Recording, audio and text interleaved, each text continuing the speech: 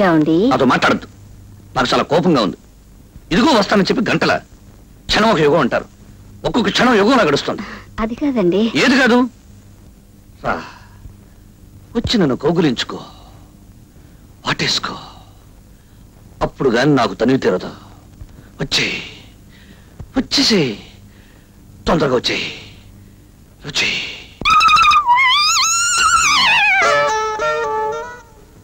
సరళ, జీవితంలో మొదటి రాత్రి చాలా అందమైన రాత్రి. ఆ రాత్రిని ముక్కలు చేసి ఇలా ఆడుకోవద్దు. రా, వచ్చి నన్ను కౌగులించుకో, లేకపోతే నేనే వచ్చి నన్ను కౌగులించుకో. అల్లుడు గారు,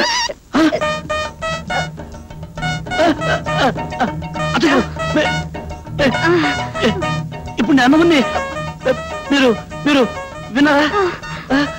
మీరు ఎందుకు వచ్చారు అత్తయ్య గారు? నేను రాలేదు బాబు, మీ మామయ్య గారు పంపించారు. మిమ్మల్ని ఎందుకు పంపించారు? అమ్మాయి ఎక్కడ? ఉండు బాబు, అమ్మాయిని పంపిస్తాను. ఏమండి, నా వల్ల కాదండి, మీరే వెళ్ళి చెప్పండి. మీరే వెళ్ళండి, అదండి.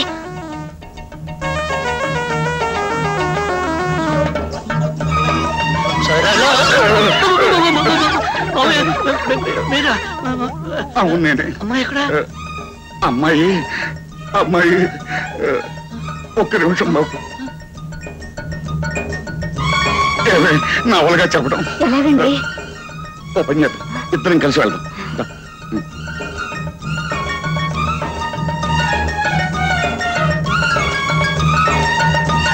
బాబు,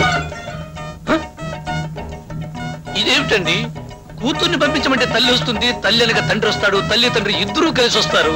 అసలు నాకు పెళ్లి అయిందా లేదా? ఈ రోజు నాకు శోభనం ఉందా లేదా? లేదు బాబు. ఈ విషయం చెప్పడానికే సందేహిస్తున్నాం బాబు. దేనికి? దేనికంటే నువ్వు చెప్పవే.